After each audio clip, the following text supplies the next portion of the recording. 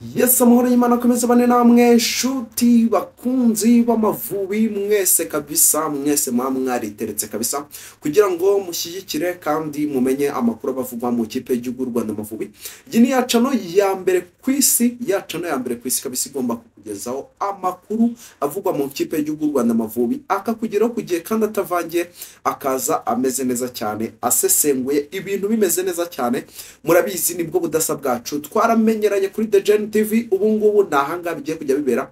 Niyo mpamvu utarakora subscribe uhita ukoraho, kuko ufite impamvu nyinshi cyane, impamvu zirenga 1000 izatuma uhita ukora subscribe, kuko iyi niyo channel ya mbere igomba guhereza amakuru atakuvangiye kandi bimeze neza cyane. Ikindi gukora subscribe nta kiguzi bigusaba, n'uwo mutima wonyine ukubwira ngo koraho, ubundi ibindi bigahita bigenda neza cyane ko tudashobora kuba twagutenguha.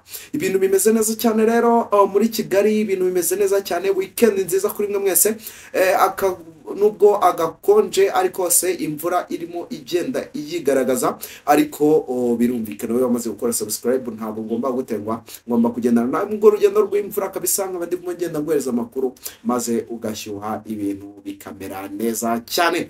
Ubwo rero ikipe y'Igihugu Rwanda Amavubi nayo iri mugenda yikamata, iri mushaka kabisa itikaho kujya mu gikombe cy'isi kabisa cya 2026 kizabera muri Mexique, Canada ndetse na Leta Zunze Ubumwe za Amerika.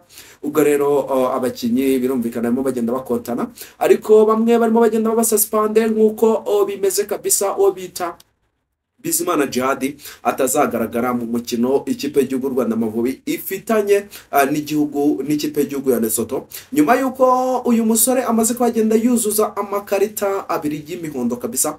Uyu musore ntabwo azagaragara kabisa ku mukino u Rwanda rufitanye na Lesotho kuwa kabiri kabisa, umukino wo kwishyura.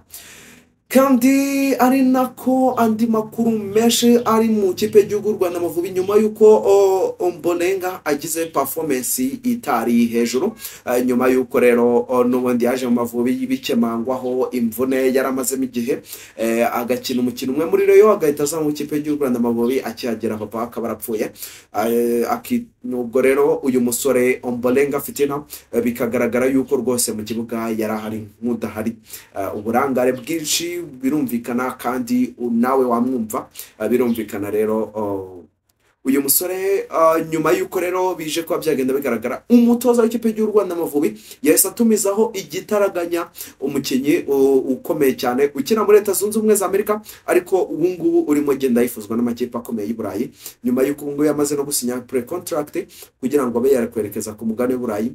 Gusa iyi season irangira nyine nibwo azahita agenda. Uyu musore rero nta wundi bamwita Noe Uwimana. Uyu musore yamaze kwagenda atumizwaho n'umutoza kabisa, n'umutoza w'ikipe y'Igihugu Rwanda Amavubi. Ubwo rero yamaze kwagenda amutumizaho amubwira ko agomba kwihuta kabisa akaza gatabara, kuko uyu musore asanzwe akina kuri nimero 2.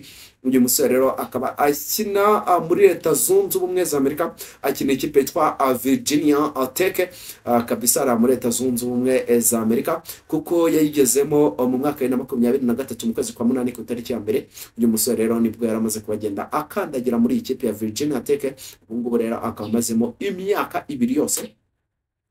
Uyu musore rero akari umusore bamwita Noe Uwimana. Uyu musore afite metero 1 na santimetero 80, urumva ni muremure ku buryo buhagije. Uyu musore yavutse ku tariki 19 z'ukwezi kwa kabiri mu mwaka wa 2005. Ubu ngubu afite imyaka 20 kabisa.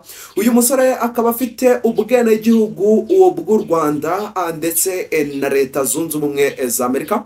Uyu musore akaba ari umudefenseur ukina kuri nimero 2 gusa, ni natire kabisa, ni naturere, akina nimero 2 kabisa, nimero 2. Uyu musore akaba ari umusore kabisa nkuko navuze ukina ikipe yitwa Virginia Tech Hokies, yahari kabisa mu mujyi wa Virginia cyangwa se muri Leta ya Virginia, yari muri Leta Zunze Ubumwe za Amerika kabisa. Uyu musore akaba ari ikipe n'ubundi iri muri iyi ni ikipe ya kaminuza nkuko twumva mu Rwanda hari ikipe ya Kepler, kuri ikipe ya Kepler iriho kandi ari ikipe ikomeye nko muri za basket. Iyi kipe rero ya Virginia Tech nawe uyu musore akenera niyo muri kaminuza yitwa Virginia Tech University, gusa iyi kipe yo ikaba yitwa Virginia Tech Hokies. uyu musore rero akaba ari umusore umeze neza cyane kuko yazamukiye mu makipe akomeye, yazamukiye muri akademi yitwa Alic, niyo yaje kubagenda akuriramo rero ikipe yitwa Alic Academy, yayigiyemo mu mwaka wa 2021 ku tariki 24 z'ukwezi kwa kabiri. Uyu musore nibwo yaramaze kuba yagenda kabisa yigaragaza, aza kuba yagivamo yerekeza mu kipe yitwa PH Union Academy. Ubwo rero yayinjiyemo kabisa mu mwaka wa 2021. Uyu musore aza kuba yivamo yerekeza imuzamura kabisa, imuzamura mu cyiciro, imuzamura mu kipe y'abakuru yayo mu mwaka wa 2023. aza kuba yayivamo rero yerekeza mu kipe ya Virginia Tech. Ubwo rero iyi kipe ya Virginia Tech nayo arimo kugeza kuri aka kanya, gusa yamaze kuba yagenda asinya amasezerano mu kipe imwe mu zikomeye y'i Burayi. Tukiri kugenda dushaka amakuru ahagije kabisa kuri yo, ubundi tuzagenda tubagezaho uko ibintu bimeze.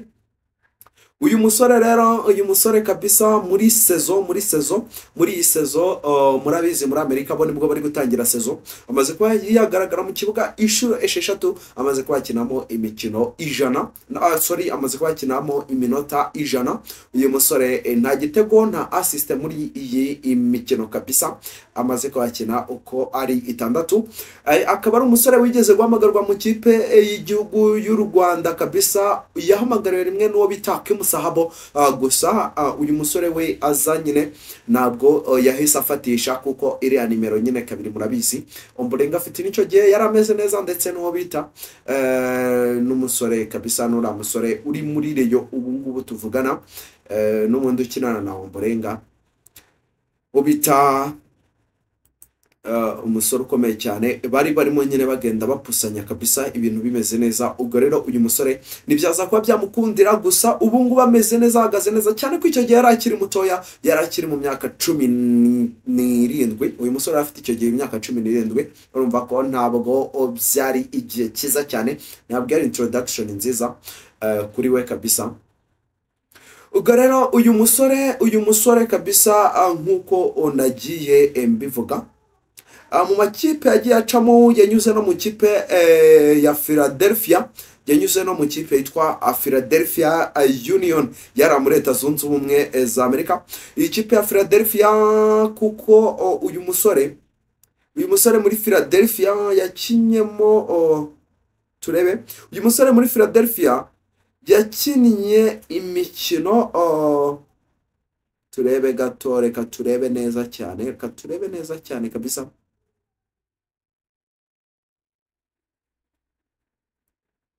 Yes, uyu musore mu kipe ya Philadelphia ni umusore agiye yigaragaza cyane, kabisa, kuko yayikiniye imikino 19, akinamo atsindamo igitego kimwe, atanga assist 15, abonamo ikarita imwe y'umuhondo kabisa muri ikipe ya Philadelphia Union. Urumva ko ni umusore yagizemo ibihe bidasanzwe kabisa, nko mu mikino yakinye mu gikombe cy'igihugu kabisa, yakinyemo imikino 8, akina no muri shampiyona imikino aza no kwakina muri shampiyona imikino 11 kabisa, yose ibi mikino 19, atsindamo igitego kimwe na assist 15. urumva ni ibitego 16, uruhare rw'ibitego 16 mu mikino kabisa, mu mikino 19. urumva ko ni umusore wari on fire kabisa, yari on fire, yarameze neza cyane kabisa. Uyu musore rero ni umusore ukomeye cyane, amaze kuba yagenda yongerwa mu kipe y'u Rwanda Amavubi igihe cyose kabisa. Uyu musore ari buze kuba yashyika mu Rwanda kugira ngo aze kuba yagenda arufasha mu mukino ikipe y'u Rwanda Amavubi ifitanye n'ikipe y'igihugu ya Lesotho, bazakina kuri uyu wa kabiri kabisa. Ubwo rero uyu musore agomba kuba yamanuka kabisa, nawe akaza kwiyunga kuri mugenzi we n'undi nawe uturuka muri Leta Zunze Ubumwe za Amerika, George Akwizera, ubundi bakazasubira nayo. Bakabaye barazanye n'uwo bita Fanuel Kavita, ariko we yahise agira imvune nyuma yo guhamagarwa. Ubwo rero ntiyaba akije gusa Fanuel Kavita akaba azagaruka nyine ubutaha kabisa. Akaba ari umukinnyi ukomeye cyane umeze neza cyane, umudefenseur umeze neza cyane, kapiteni w'ikipe ya Birmingham Legion yari muri Leta Zunze Ubumwe za Amerika. Banyarwanda banyarwandakazi bakunzi b'Amavubi news, mwese muhora mukeneye kabisa kumva amakuru y'ikipe y'igihugu Rwanda Amavubi. Ndabashimiye kubana nanjye, mbashimiye kuri aka kanya mwampaye, mbashimiye kubwa buri kimwe, mbashimiye kuri subscribe muri mugenda mukora, uburyo muri kugenda muza kabisa mushyigikira, ndabikunze cyane. Kandi Imana ikomeze ibaha umugisha kandi ibongerere kabisa. Ndabemera cyane, mukomeze mukore subscribe kugira ngo channel yanjye yanyu nyine ikomeze itere imbere kabisa, ibintu bikomeze bimere neza, ubundi dukomeze tubane. Kora subscribe, nta kiguzi bigusaba, ni umutima ukubwira ngo koraho gusa, icyo cyonyine kabisa. Umvira umutima wawe uri kukubwira ngo koraho, ubundi uhita ukoraho, maze ukore muri comment tuganire kabisa, muri comment uhita tuganire, ndetse yewe kandi uhite kabisa wibuka no gukora kuri like kugira ngo iki kiganiro kigere ku bantu benshi. Ndabakunda cyane, Imana ikomeze ibarinde kandi ibane namwe. Ciao ciao.